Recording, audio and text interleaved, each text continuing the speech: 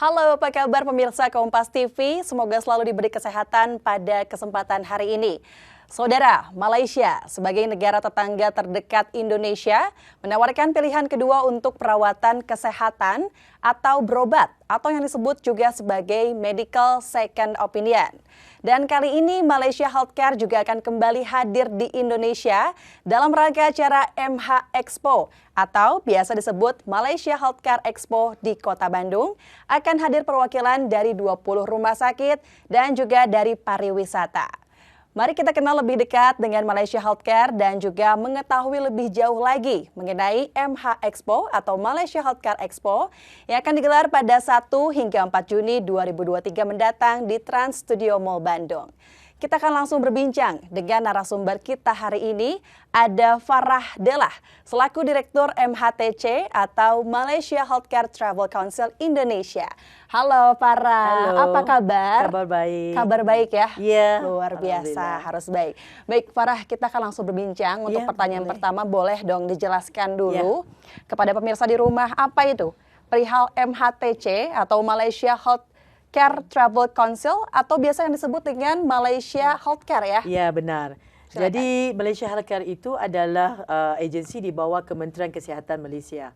Jadi diberi tanggungjawab untuk memfasilitasi ataupun mempromosi wisata kesihatan di Malaysia. Jadi kalau kita lihat itu orang Indonesia itu paling ramai berubat ke Malaysia ya. Wow. Dari seluruhnya Indonesia. Jadi ini adalah tanggungjawab Malaysia Healthcare untuk memberikan informasi yang betul kepada pasien dari Indonesia sebelum datangnya ke Malaysia. Oke. Farah, apa nih yang membuat Malaysia menjadi tujuan untuk pengobatan begitu?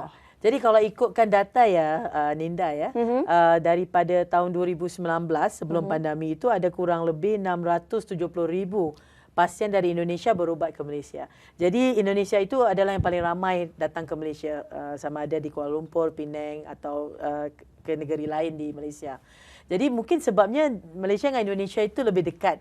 Kita lebih dekat, terutama yang dari Sumatera. Jadi Sumatera itu yang paling ramai datangnya. Jadi ke Penang begitu dekat, ke Kuala Lumpur juga. Itu salah satu sebab kedudukan Malaysia dengan Indonesia itu lebih dekat. Yang keduanya pasti bahasanya kurang lebih sama ya Mbak. Jadi kita bisa ngobrol bahasa, bisa doktor-doktor di Malaysia bisa faham untuk berbicara sama pasien dari Indonesia.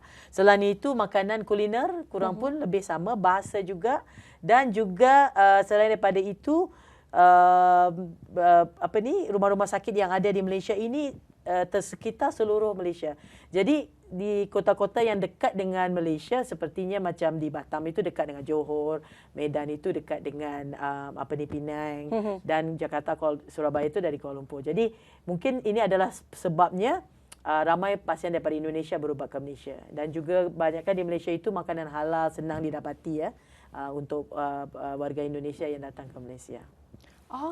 Karena tadi yang pertama juga selain banyaknya orang Indonesia yang berobat menjalani perawatan ke Malaysia, lalu juga ada beberapa hal yang menjadi ini persamaan juga ya dari segi bahasa yang memang mudah, kemudian aksesnya, lalu juga dari culture-nya tadi ya Farah ya. Iya betul. Luar biasa. Jadi aksesnya itu bukan saja melalui udara, mereka bisa datang ke Malaysia melalui jalur darat ya, macam dari Pontianak, Singkawang tu ke Kuching ke Malaysia juga. Jadi satu lagi tu jalur laut ya, dari Dumai, Batam melalui feri. Jadi tidak ada alasan ya orang Indonesia tidak bisa ke Malaysia dengan begitu senang sekali.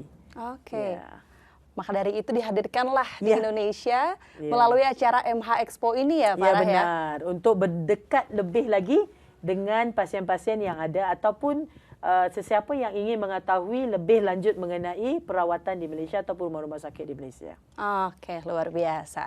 Lalu Farah, perawatan apa saja nih yang menjadi tujuan para wisatawan kesehatan ke Malaysia khususnya untuk masyarakat Indonesia nanti? Ya, kalau dari Indonesia itu kalau top 5-nya ya, pertama sekali jantung. Masalah jantung. Yang kedua kanker. Kanker itu pelbagai kanker ya. Yang ketiga itu berkaitan dengan tulang, sama ada lutut ataupun pinggul ya, mengenai tulang, dan sekarang ini kita banyak permintaan untuk bayi tabung, IVF. Ya, itu pun juga top treatment yang pasien dari Indonesia dapat ke Malaysia.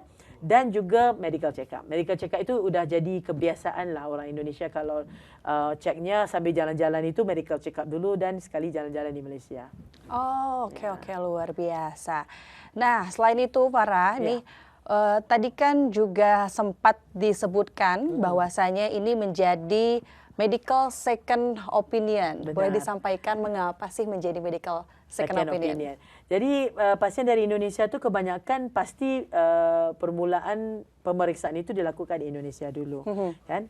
Jadi kita dapati kebanyakan ada certain treatment ya, ada treatment ataupun ubat atau mesin ya, treatment yang tidak ada di Indonesia. Jadi bisa didapati di Malaysia. Jadi kita sarankan kepada pasien-pasien yang di Indonesia itu kalau tidak bisa berubat di Indonesia itu datang aja ke Malaysia. InsyaAllah kita bisa membantu. Doktor-doktor kita bisa membantu mana yang tidak ada. Jadi kita jadikan Malaysia itu sebagai second opinion ataupun alternatif treatment kalau tidak ada di Indonesia. Sepertinya kalau macam kota besar Jakarta, Surabaya tu banyak rumah sakit yang hebat ya di sini. Tapi kita ada kota-kota kecil yang lain seperti di Medan itu tidak ada certain treatment tidak available there. Jadi untuk mereka ke Jakarta tu mungkin lebih jauh. Jadi mereka ke Penang lebih dekat, 40 minit saja. Jadi ini kita rasakan kalau tidak ada rawatannya di Indonesia itu silakan ke Malaysia. Jadi dukungan juga ya dari Malaysia terhadap Indonesia perihal perawatan. Baik, kita tahan dulu Farah, kita akan berbincang kembali di segmen berikutnya. Tetap bersama kami di Kompas TV.